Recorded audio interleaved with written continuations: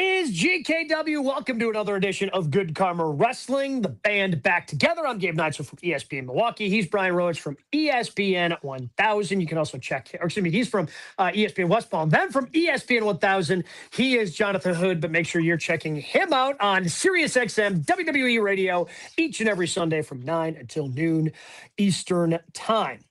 And we start today with a what? You don't even know who for me. Yeah, he doesn't even know who we are anymore.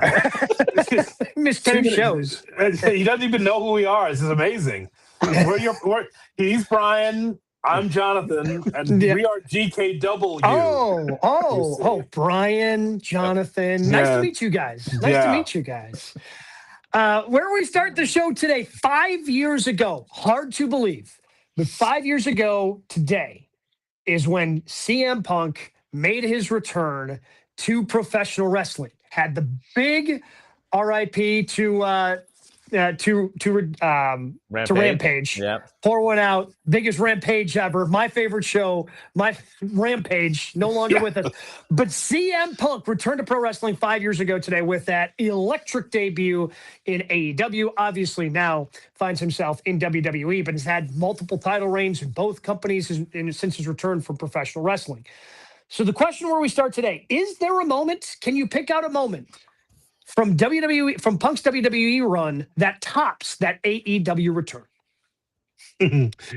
Almost like CM Punk's return to WWE. The same time that Randy Orton came in the same, and he stole Randy Orton's shine, as you recall, right? In the same show in Chicago. Yep.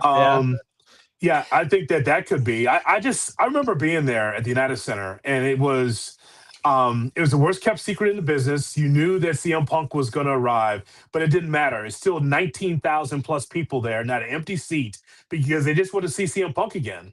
And it was just a great moment in wrestling. I just remember standing there. I got the camera and I'm videoing, and then like there's 2 guys next to me crying. Just red-faced and crying because they could not believe CM Punk can. That's how much he matters, not just to Chicago, but also to a lot of wrestling fans. Just remember who CM Punk is, guys. CM Punk is another championship in Chicago. It's a banner. It's like the Blackhawks. It's like the Cubs, the White Sox, the Bulls. It's like he's our champion. We don't have many around here, so he happens to be one of the champions around here. So he means a lot to a lot of people, and that's why I had grown men next to me crying for him coming out and just laid eyes on him in years. And it was just a great moment in wrestling. Yeah, I think that's a good one. The other 2 I came up with was, I think the Cena stuff. I think just that last run, them doing it one more time, even that moment in the ring where he like leaned over to Cena and thanked him like on the way out. I thought that was pretty cool. And honestly, I don't know if it's just recency bias, but this KO stuff's been really good. And it's been old school Punk, and the way he's been on the mic, like it's been really good. I'm very curious to see what the match looks like on Friday. But I've been into that, and it's been a nice turning back of the clock when it comes to CM Punk. I mean, the answer is there's not anything. I mean, I don't know if there's anything in pro wrestling that tops that return. Like, I mean, going back and watching, because a lot of places were putting it on social media today, you know, hey, 5 years ago, Punk returned. I was doing high school football at the time, so I couldn't make it down there for it. But I had friends that went. And, like, even on the television broadcast, I can't imagine, Hood, what it was like inside that building. You cannot hear Cult of Personality. Like, you hear the initial, like, and they made it a little bit different, because I'm sure somehow WWE, you know, copyrighted the static that they play before that song. Yeah. But they do the little bit of static. You hear the opening guitar riff, and that's it. Like, you cannot hear anything because 19,000 people are going absolutely insane. Like, there is no way that building was that loud since the Jordan era. Like, in 30 years, that was the last time the United Center was that loud. I mean, think about that. I mean, how many people in pro wrestling could sell out 19,000 seats just because you know they're going to be there? And it's the first time in how many ever years that they're going to be there, right? 7, 8 years, whatever it was. But I don't know who can do that other than CM Punk in Chicago. And that's why that moment is going to be so hard to top, because for the longest time, there was a glimmer when he did that FS1 show that, maybe the bridges, can be mended here. Fences can be mended. They can figure out this relationship. But that was a Fox thing, and Fox could never get WWE to re-accept Punk back into the fold. So we never thought we would see him again. The only time we would see him is when he would throw on a luchador mask and run it at some indie show, give somebody a GTS, and then sprint his way out the back and not actually be seen. I don't know if there's anybody in pro wrestling today that could sell out 19,000 seats in any arena just because he's going to be there. Like, that's how big that moment was. And that's why it just can't be topped. I don't care what he does in WWE. That moment and that pop, like, even that pop was louder than the one when he came back for WWE, because we already gotten a taste of CM Punk, and now we're getting really good CM Punk in WWE. But you thought he was gone, and then somehow you got him back. Yeah, I think that's fair. And honestly, the only name that comes to mind about selling out on his name is honestly Stone Cold, just because I feel like the rarity of it, like he's not there as often, so he sort of comes to mind. But is it an issue then that this WWE run doesn't have that moment? Because it's been a few years now. No, because because you like, Brian, that is an all-time wrestling moment. Sure. Right? Yeah. Like, it's like, and you're just not going to be able to top that. It's just because of the sure, I can't believe this guy is back of it. And again, that's not me saying that this run in WWE has been bad. It's been good. And I like the KO stuff. I think it's really good. It doesn't top. No grown man was crying after the promo exchange last Friday on SmackDown between KO and Punk.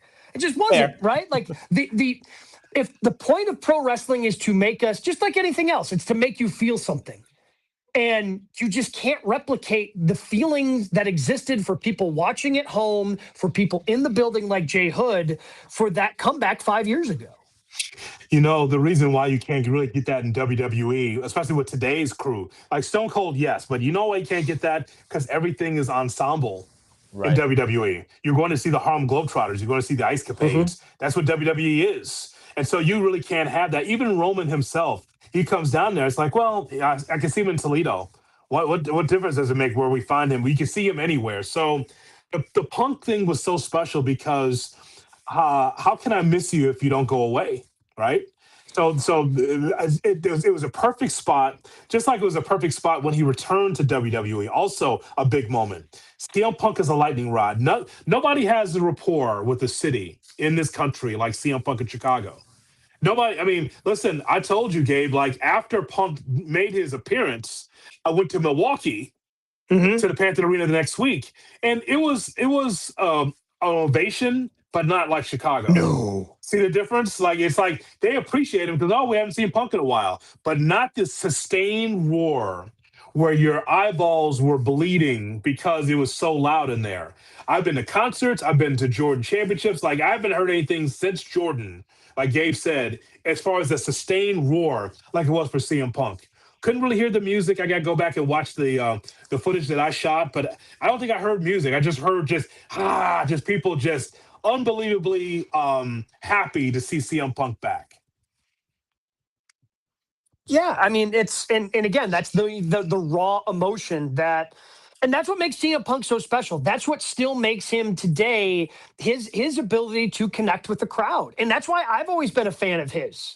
Like, he has been we any wrestler we talk to, right? They talk about the special relationship that they have with the crowd and their, ability to connect. And post Attitude Era, I don't know if there's been anyone better at connecting with a crowd than CM Punk.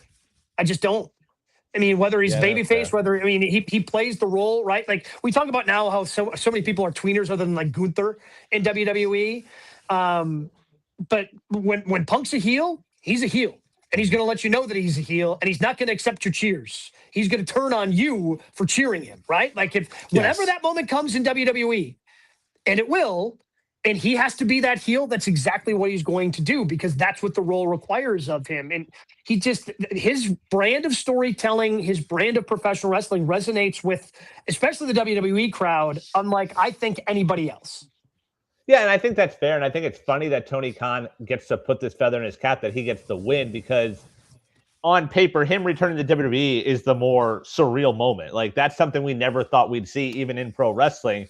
But because we already got that taste and we saw him in AEW, yeah, it was a reaction at Survivor Series, but it still wasn't that. And that's something I feel like Tony is a win that he can hang on forever, basically. Yeah, even though they dropped the ball. Right. Footage that they will never show. Right. Which is unfortunate, right? They will never show it. Yeah. So I don't know if it's on the My AEW app right now, but it actually should be. But I don't know. I imagine it is. Like, I don't think they're editing old shows. I imagine you could find that stuff.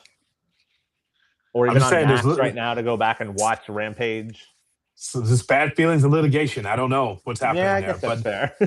But yeah, so the whole question for me, or the answer to this is that it's hard for you to be able to have those moments when everyone's always around every week. Right. Like Brock comes back in a couple years, maybe, but what is he coming back for? Is he coming back to wrestle? Is he coming back to go to the Hall of Fame? It's not the same. Punk is just a very specialized individual. Mm-hmm. Yeah. And I keep coming back to the point of pro wrestling is to make you feel something. That's something that he has always excelled at. We move on because there's plenty of things to dive into in the world of pro wrestling. We call it the 3 count here on GKW. Brian, what is that number 1 this week? David Shoemaker on Cheap Heat with Peter Rosenberg says that if Cody's going to turn heel, he should relaunch the Four Horsemen. Said he doesn't have to go the full-blown, hate the fans. He'll still dress nice and have his crew. So who would be in Cody's Horsemen? Such a bad idea. This is a bad idea. The man's married. He's the Ric Flair of this thing? That's not happening. Family man, horseman. He's got the suit and tie. He does all that stuff. I think it would work. It's horrible. But please go ahead. He said, quote, Cody with some other dudes in suits, exactly what you want to see from him as a heel. So my initial thought was, what if he just gets a bunch of the AEW guys that are in WWE? And maybe this is just because Royce Keys has a pretty good spine buster, right? Like he could be the Arn Anderson of, I just think of, okay, hey, we need somebody to be given, putting spine on the pine, and nobody does that better than Royce Keys. So then I don't know if you round it out with Ricky Saints and Ethan Page and kind of a wink, nod at, hey, these are some of the AEW guys that Cody brought in there and maybe brought over here, and maybe those guys have been underused. So now Cody's trying to elevate them. That was my initial thought, was those 4, again, with a wink to the previous place of employment for all 4 of them. There's Gabe with his booking hat on. He's come back fresh with new ideas. Listen to that. That's so great. So great what you laid down, because here we got Tully and Arn, but it's Saints and Page. Mm-hmm. Both guys kind of the same size. I know Page is a little bit bigger than Saints. Point is, though, is that as a tag team, they can work smoothly. So there's your Blanchard Anderson. Then you got your big heavy, right? This is your Luger. And so in Bronson and Keys. Right? Mm-hmm. I like that a lot, actually. I like that. The names I wrote, I had Braun Breaker as the muscle, like as a way to continue to elevate him. LA Knight heel turn? Can you throw him in there also? He wants to be so bad. And then Chad Gable was the other one I wrote down. He's a family man. He can't do that. Well, so's Cody. Yeah. No, he can't do that. He can't do that. No. Also, can we add Natty on the outside of it? It's progressive. It's 2026. Get a woman in there also. You know what? That works for me as long as we get Natty. Can I get GCW Natty? I still haven't seen GCW Natty. How much do we have to beg and plead on this show? Like, to get that version of Natty? If that is the vehicle in which we get that version of Natty on WWE programming, yes, sign me up today. Sign me up today for that, because we need that version of Natty in WWE. Yep. So I see her with like the long braid and like her hair back, Natty. She's almost like a manager now. She's managing a tag team in NXT. Should they look like her? They should look like her, right? They both have the same, all 3 have the same outfit, same hairstyle. And it's kind of weird that they don't. It's like Natty's more than a manager. She can go, but you got to let her go. And it's not like WWE's scared to be able to unleash her that way. Right. It's weird. The only thing I guess I'll push back on yours, Brian, is the last thing Braun Breaker needs right now is to be in another faction. Like, we need to get him out of the current faction he's in, not to sign up for another faction. But he's just going to get squashed by Oba in 2 weeks. So you're going to have to rebuild him again. So this would be a way to do that. Don't worry about it. His brother's going to be in pro wrestling soon. Yeah, he's going to get kicked out the league. I mean, that was impressive German that he gave the other day in the training camp scrum. And he's already facing a 6-game suspension because of roids. Like, he'll be in WWE before you know it. Yes. We're going to get the Steiner brothers back. Now you can put them in the Horsemen, the Steiner brothers. I'm fair you do with that. Yeah. If we're going tag team though, like, because I feel like we haven't seen it in WWE. What about like the War Raiders? I feel like they haven't been unleashed enough in the WWE.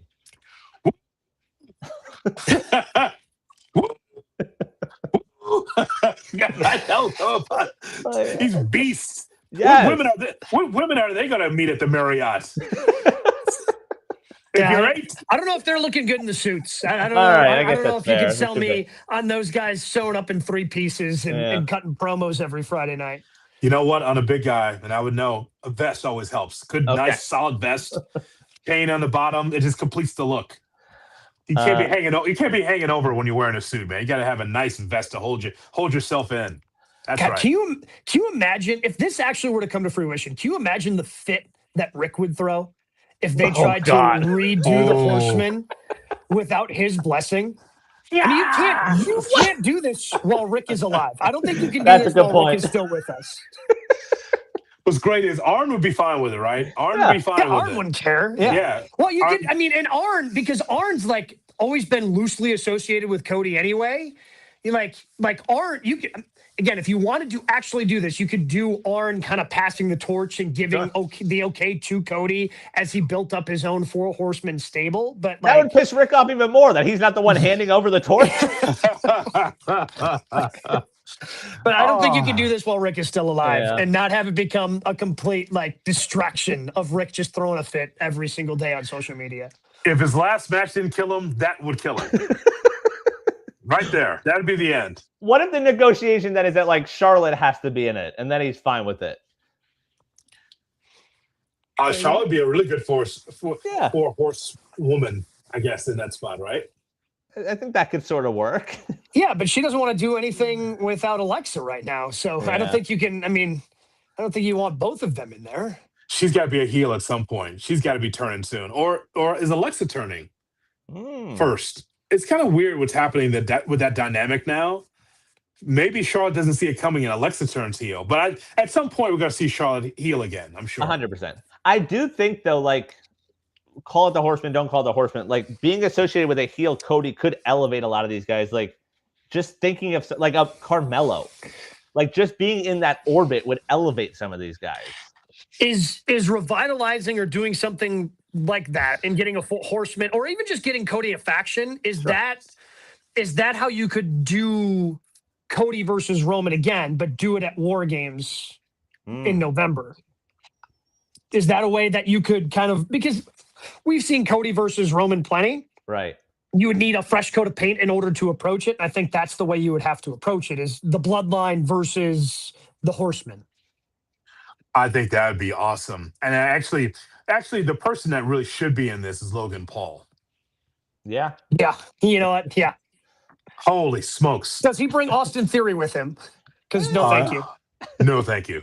No, because if you know why? Because I think that WWE fans are 100% against Logan Paul. Mm-hmm. That's a genuine boo. Cody comes out there. They're going to try to keep him a baby face like they did with Cena.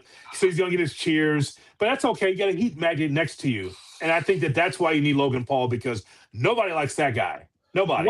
What if Cody was just the Vision, but they left Theory home?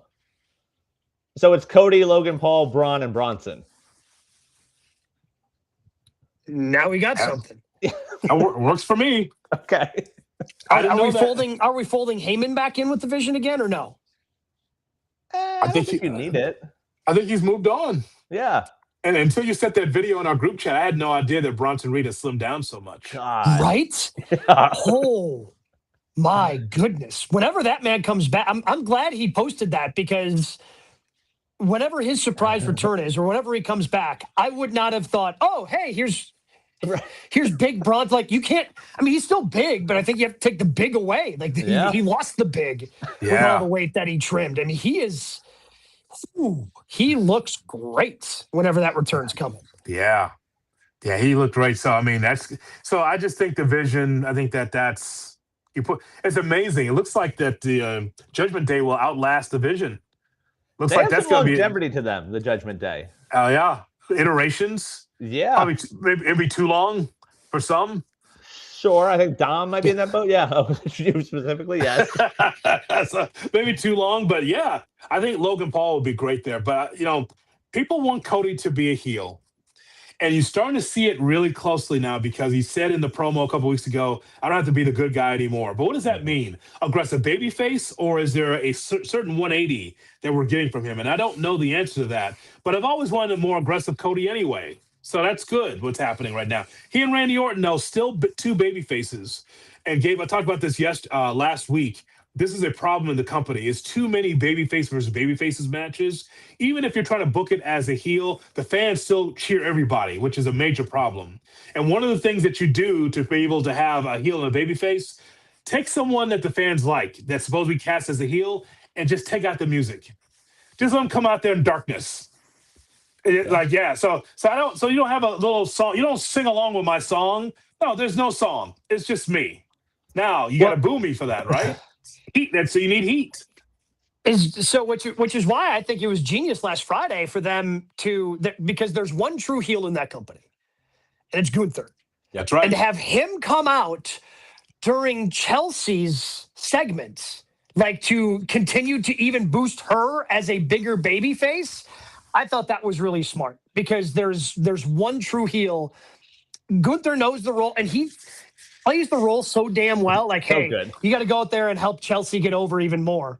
All right, here it comes. And it was fantastic. Like, that was a tremendous segment last week on SmackDown. It's the most legit Cardona's looked since he's returned, and that's because of Gunther. And it came out of nowhere. Right. Because, these two have never shared a mic before, and you could tell Gunther wants to be a heel because he told Chelsea to shut up in 2026. Yeah. Could you imagine? Told a woman to shut up on WWE TV and shut her down, right? So that was great. Then Cardona comes out. Another little key wrinkle to that, Cardona comes out without music. Mm-hmm. Didn't need the music. He's trying to save his wife in that spot, right? And so I thought that was very cleverly done. Well, and then having them not wrestle in their ring gear, but wrestle in the pants that they were wearing. Right. Yes. Like it's a little detail that that whole first, half hour of SmackDown just made it, I thought, really, really good. Because 99.9% of the time, I'm going to put on my gear. The general manager's made the match. We'll see it in hour 2. Right. No, we'll do it right now in our pants. Mm-hmm. No, if you're part of the expression. Yes. What do we have number 2 this week, Brian? Speaking of factions, the new Bloodline continues to take form. Solo Sikoa was delivered to Roman, but then turned on Roman. I don't know the word to use there. So take out the pencils again. Fantasy book to make the new Bloodline better story than the old Bloodline. This one is, I think, harder to do because we keep coming back to Bloodline Civil War is seemingly what we're doing. I don't know if now the way that they were able to get Jacob Fatu to accept being part of the Bloodline is they had tribal combat and Roman beat him. So I don't know if Roman has to beat Solo and then finally Solo says, fine, I'll join the faction or what direction they're going to go here. But it seems like they only want to have, even though they've got LA Knight involved with this thing, it seems like they've decided that the best way right now for the Bloodline to operate is for the Bloodline to operate within each other, which is not great, seeing as how Roman's holding one of your 2 world championships. Is Jacob Fatu a dog? He's supposed to sit in the corner and not do anything. What is it? He's only supposed to do something that Roman tells him to do. Sick him, right? Otherwise, just stand in the corner. I'm just so confused by this because it just seems like, again, it's the numbers game. It just seems like it is Solo Sikoa and LA Knight against the rest of the Bloodline. I don't know what to make of this. Like, how does that side win over Roman Jimmy and Jay and Jacob. How's that happen? Yeah, so that's why I think the only way to even make it different, because like Gabe, you mentioned like Roman being solo, like we've seen that. Like we've seen him beat LA Knight, we've seen him beat Fatu now, is if they pull the trigger and one of those guys takes the belt off Roman. And it's not happening. Right. Like you look at the three of them, Solo, LA Knight, and I guess you can make a case for Fatu. Yeah, but the second but if one of those guys doesn't that just kill the bloodline? So that's not making the new bloodline better than the old bloodline. Like I feel without the championship angle, because I feel like one of the peaks of the old bloodline was Sammy getting the title shot. They don't pull the trigger there. Like this would be a little different, and maybe you get some fresh juice out of it. Because you mentioned War Games. This feels like what War Games is going to be again. Well, unless Fatu, as part of the bloodline, gets another match at Roman and he wins. So now all of a sudden he's the head of the table and Roman has to fall in line, or they do that with Jay. Like that's the only way to kind of make it different. But that doesn't work because Roman's the biggest star of that group. To try to make him the background singer would be like, hey, Freddie Mercury, we're good. We don't need you singing lead on Queen anymore. Just, stay in the back. Like that doesn't make any sense. But we've been through this with Jacob Fatu before. Yes. Is it just me? Is that a fever dream, or have we just gone through like Twice. he was on their side, then not on their side, and now he lost the tribal warfare match, and now he's back on their side, and now he's almost like Switzerland, unless Roman tells him to do something. I don't know how this is any. I don't see a new world champion out of any of this. Like the closest thing would be LA Knight because the merchandise, Slim Jim, the adulation he gets from the crowd. But clearly the company sees him as a B+ player. So I think that's what it is, man. They see the next Daniel Bryan in LA Knight, honestly. Yeah, but I could see fine, here, shut up, here's a title run. Like, we'll say maybe 9 days, hypothetically. And then they just shut him up that way. Like, just do it that way.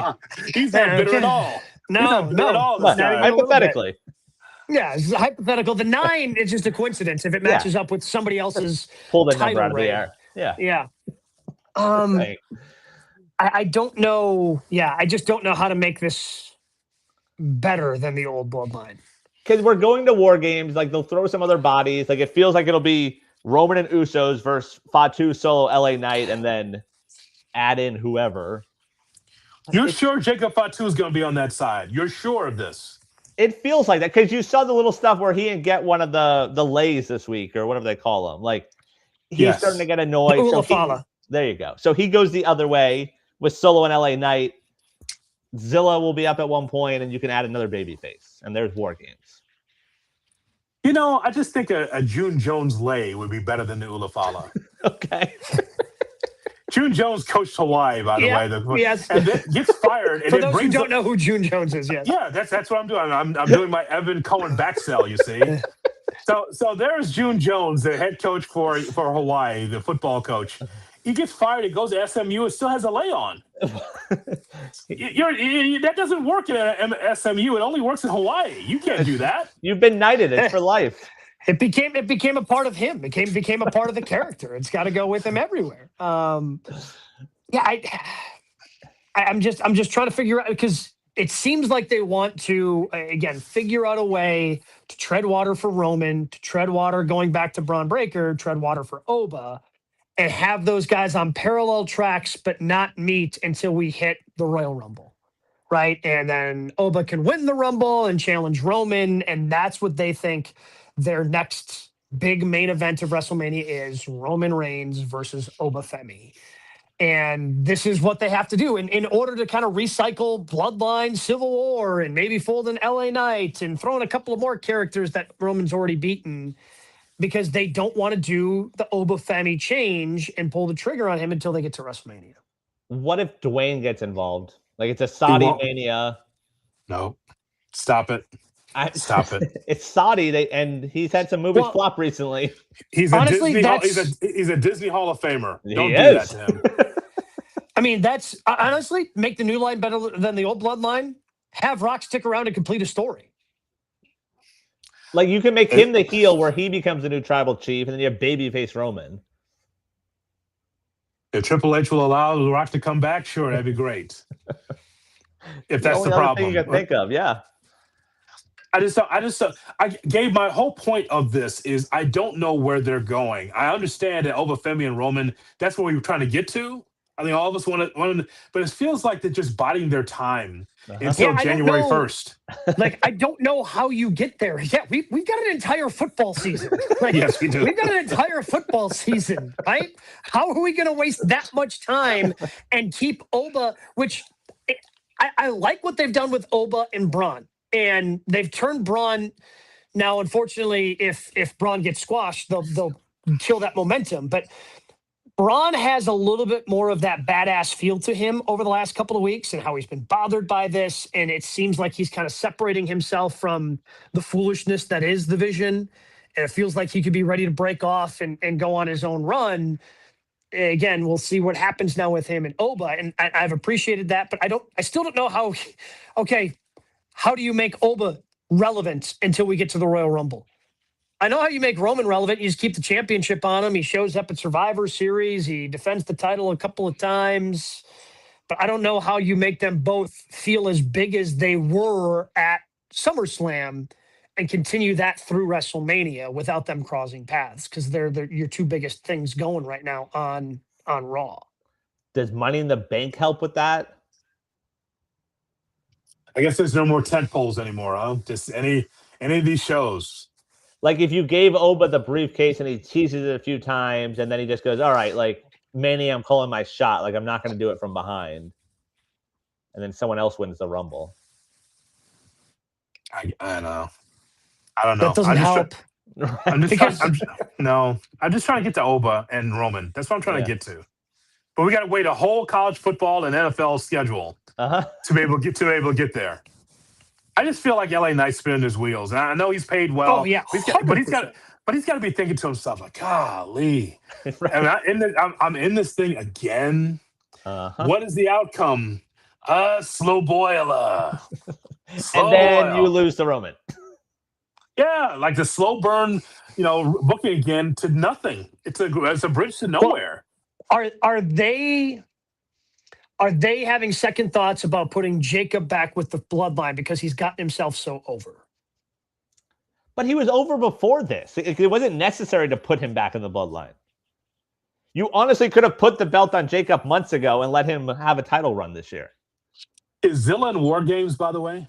They gonna put him in there? I feel like he ends up I there. got to imagine. Yeah. Zilla Fatu.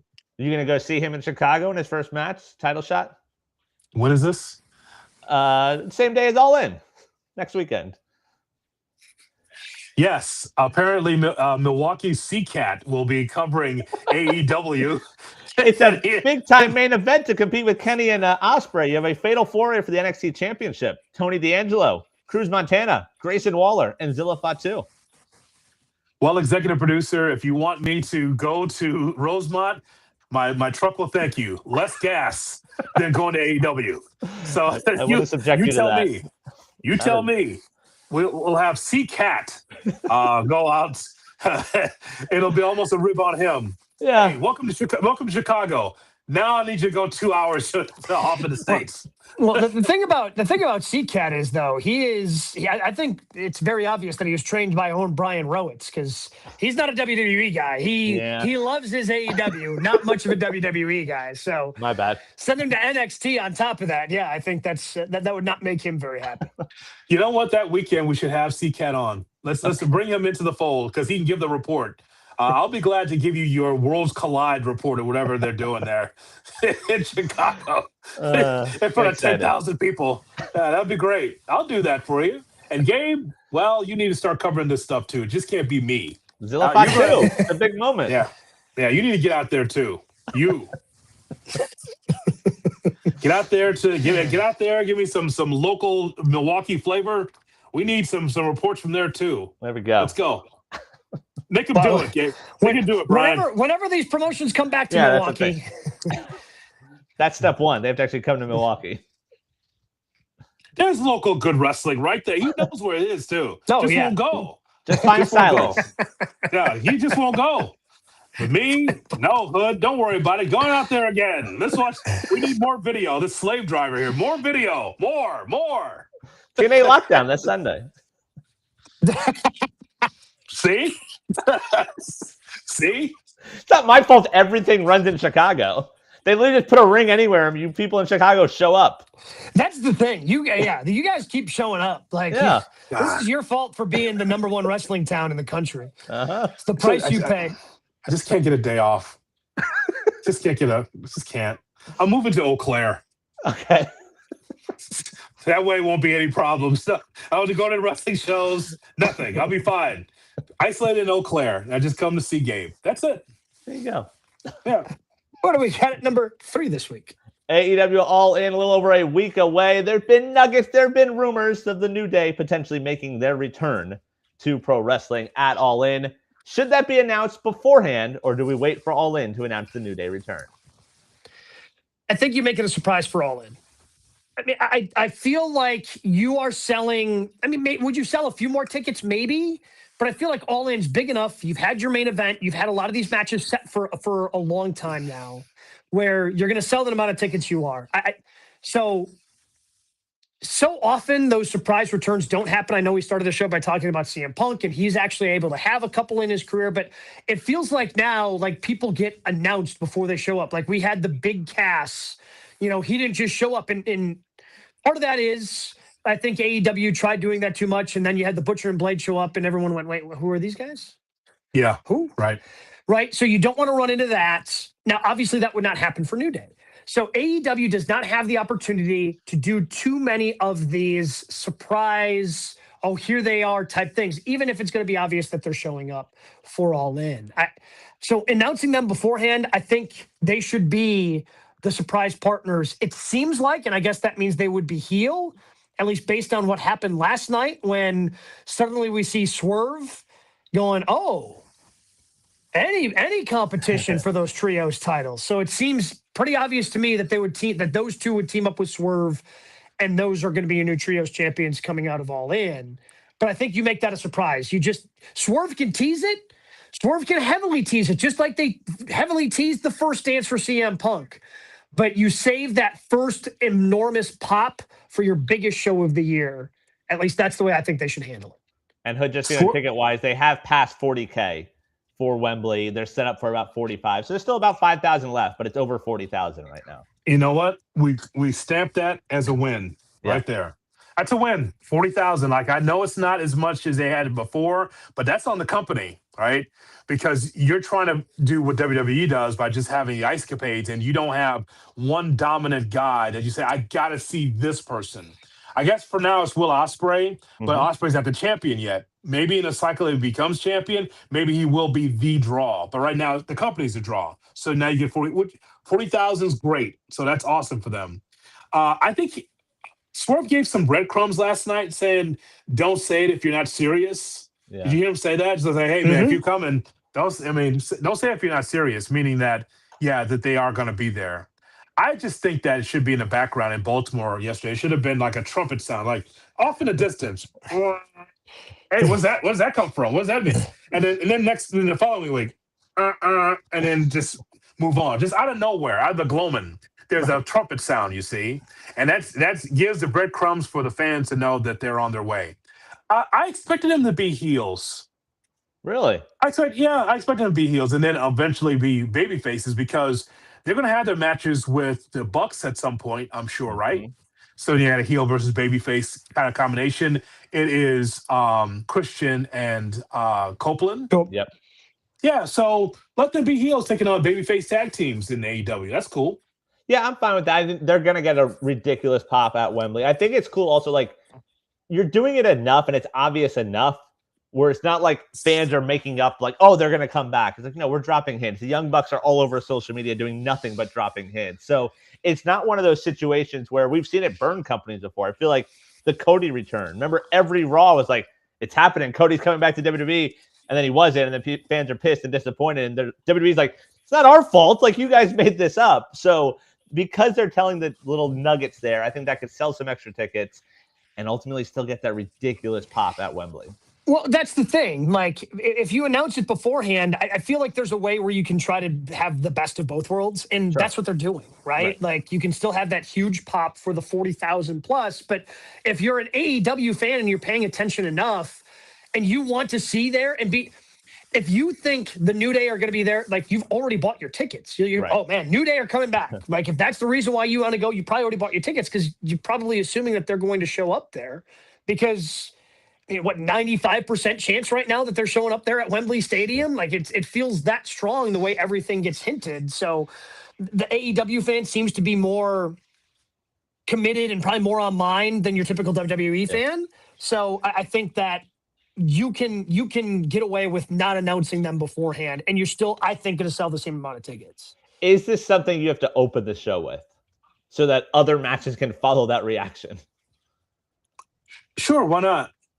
Like, Why I think not? back to the Mania in Orlando when the Hardys returned, and that reaction was the loudest of the night.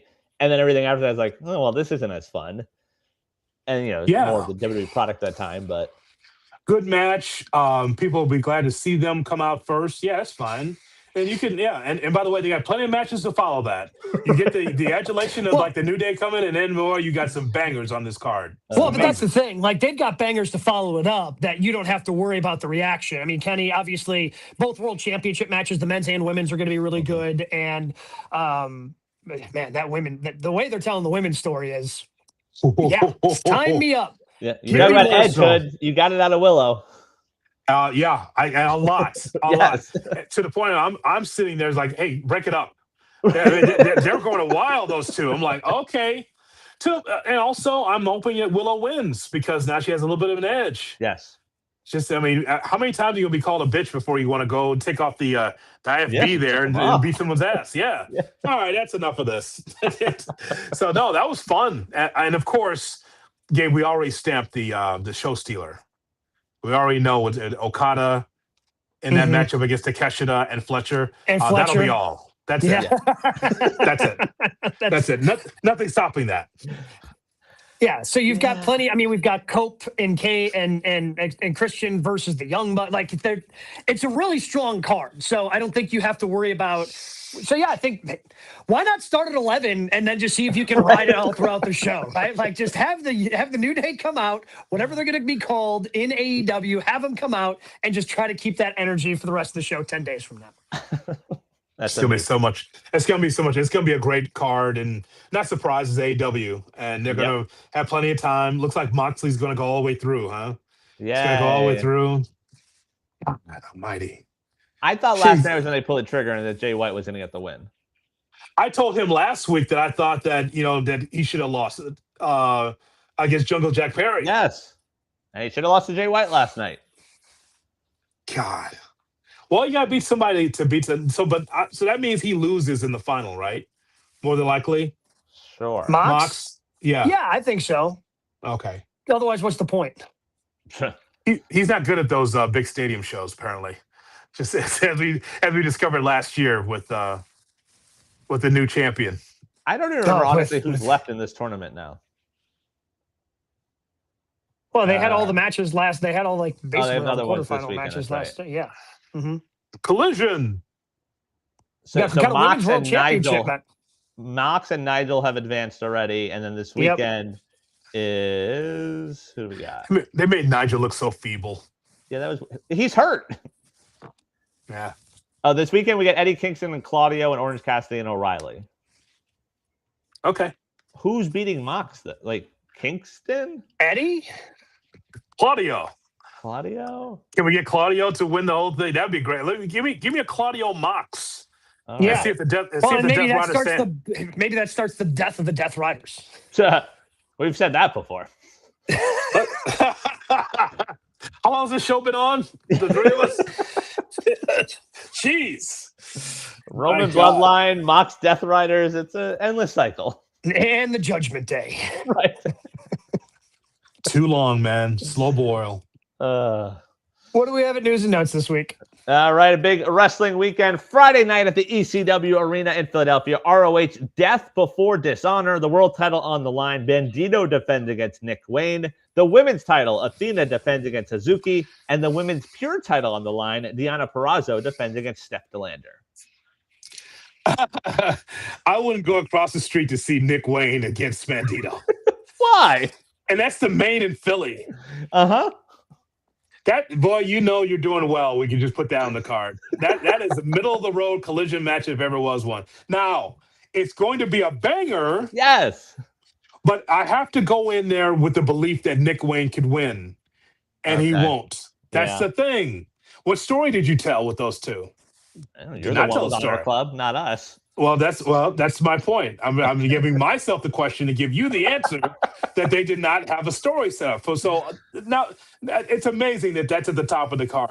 But another attention for Bandito. Good for him. Yeah. We also got Sunday night in Chicago. TNA locked down every match inside a steel cage. The tag titles, the Hardys defending against the Nemeths in what I believe is the main event. X Division title, Cedric Alexander defending against Leon Slater. If Cedric wins, then Leon Slater's previous title run as X Division champion erased from the history books. I cannot think of a worse, like every match inside a steel cage. That's the problem. It's just a terrible idea. That makes it so much harder for all the fans to watch. Like one cage match, sure, but like you have to stand there and watch through a steel cage every single match. It's a terrible idea. Shout out to Jeff Jarrett. I mean, that's that generation. That's a long time pay-per-view, and we appreciate Mustafa Ali being with us last week. He was great. Yeah. He's in a match also. So yeah. And so, to be clear, Nemeth is not defending the title in Chicago? He's in a tag team title match with the Hardys and his brother. And I got to go. Oh, I mean, every match in the cage is a big deal. No, this is the editor here. I have to do what he says. Leon Slater's X Division reign might be erased from history. Put the phone down. That's I needed details. I don't remember all the details. What is this? The NCAA? Like, no, man. Like, sure, go ahead and take down the banners of the Fab Five. Like, the documentary still exists. You still have all the matches in your library, man. Like, you're not. The title history will officially recognize the title moving from Moose to Cedric Alexander with a period of inactivity during Leon's reign. Can I just tell you, just on the surface, in a big city like Chicago, for Nemeth not to defend the title is tough. Yeah. This ain't Des Moines, right? That's tough because obviously big cities, Milwaukee, Miami, Chicago, you want to see the world champion in action. He defended the title against Jeff Hardy on TV. I don't know. I saw it. It was in Philly. So there you go. You got your title match there. It was. Just saying, last time we had a pay-per-view in Milwaukee for WWE, we actually even saw a title change. That's just a bad job by them. Like, Nemeth has to be the centerpiece of the show. Mm-hmm. Well, I mean, he is in a way in a tag team match like you see on TV. you gotta defend the title on a pay-per-view, man. I don't know. You never know when they came. SmackDown, we got 2 title changes this week. Okay. You want to see the new Mr. Fuji Haku coming out there? You see him? My God, he's stoic like Belichick. It was just like he had no. You tell him where he was. Well, I won't be anywhere around him. I'll be next. I won't be around him. You see with the big stick there, holding on this stick, like your guys just won the title.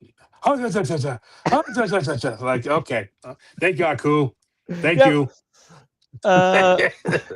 Sean Ross Sapp reporting that Britt Baker's name has been, quote, brought up to be a part of the Rebel tribute show, which will take place September 9th in Atlanta. All right. If she shows up, you have to use her going forward. You cannot tease your fan base of, hey, look, she's here. And I understand she has a great relationship with Rebel, and I'm sure she wants to be on that show. Put her on the show and then put her on television going forward. Doesn't seem like a difficult concept. It's going to be off air. It's going to be on the air, and she's going to lose to Maya World. All right, that's an option also. you want to go back on TV? You got to lose to young Maya World. Yeah. Good. Great.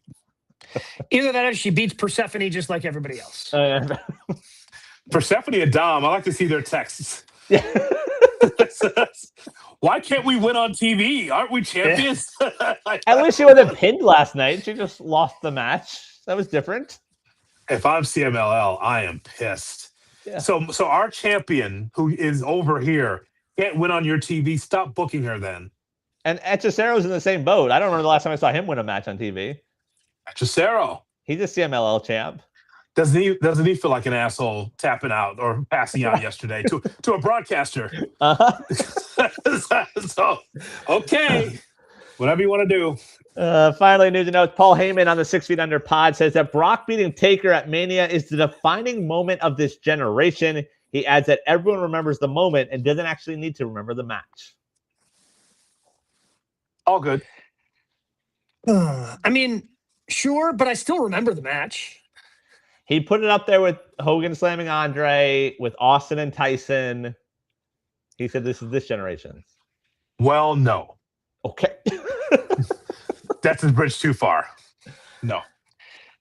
Because I guess, because I even think that was the second biggest moment of that WrestleMania. And granted, WrestleMania 30 is one of the greatest WrestleManias because of everything, because of Brock ending the streak, because of Bryan Danielson. But I think of WrestleMania 30 and I think of Bryan just with both championships doing his yes and the entire crowd doing yes with him. I understand that was a huge moment, and we will have Paul Heyman's face in meme form forever. We will have the one dude who had the glasses in his face forever because it was big shocker. But I don't think it's even the biggest moment of that WrestleMania. Oh, that's fair. 100% fair.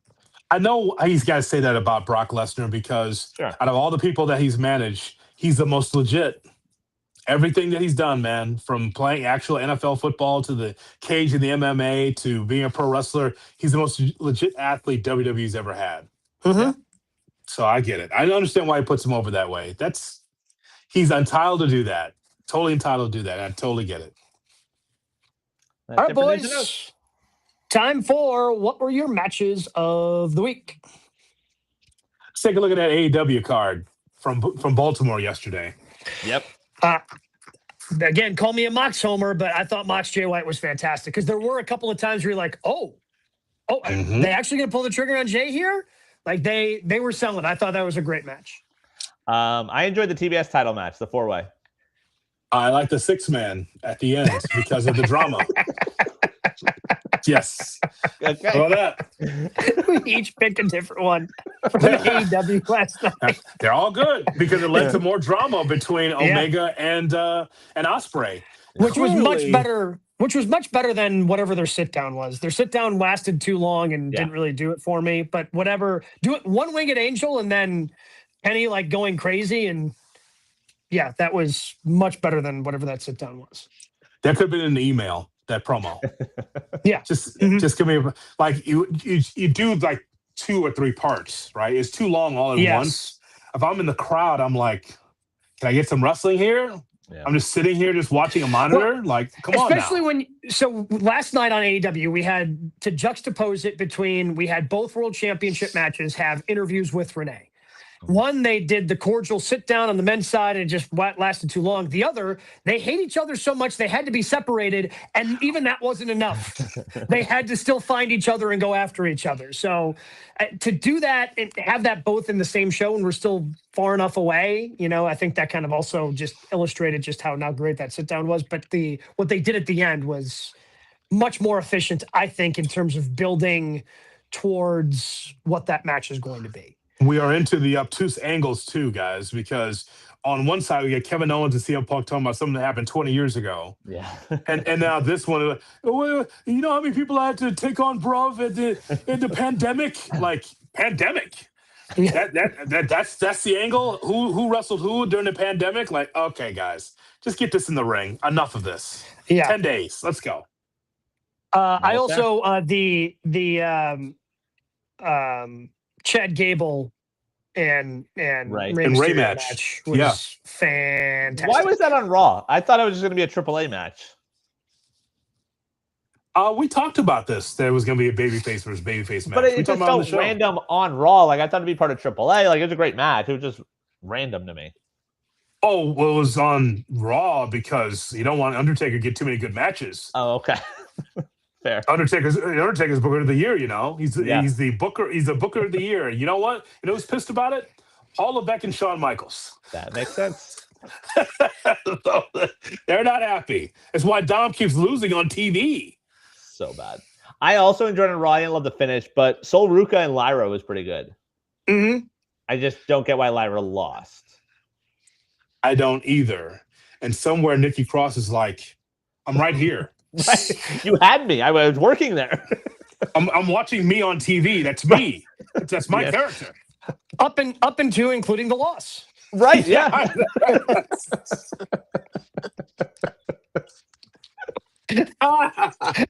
That's exactly right. All of that. Starting with me and the loss. Damn. Saying. Oh, poor Nikki. If you happen to miss any of the show or want to go back and take a look at some of the great interviews that we have done, check out our YouTube page, youtube.com/@GoodKarmaWrestling. We're coming up on Sunday night's main event for WWE. We're coming up on All In AEW, and we're going to be talking about it all next week.